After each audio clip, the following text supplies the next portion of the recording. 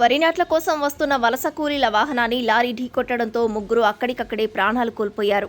ఈ దారుణ సంఘటన మంచిర్యాల జిల్లాలో సోమవారం తెల్లవారుజామున జరిగింది.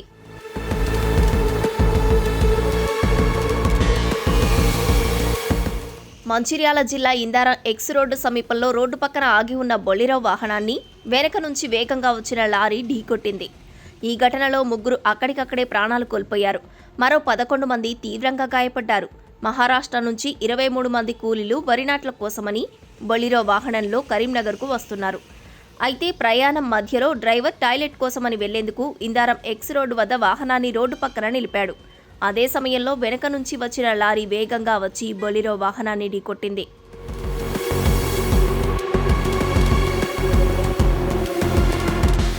ప్రమాదం జరిగిన క్షణాల్లోనే వాహనంలో ఉన్న ముగ్గురు కూలీలు అక్కడికక్కడే మృతి చెందారు.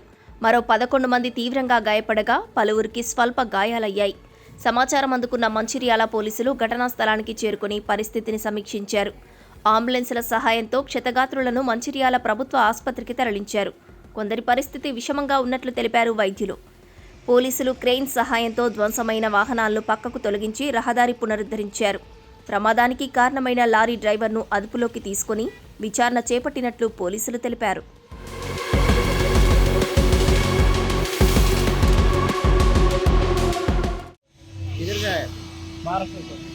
कितना आदमी? 19 आदमी।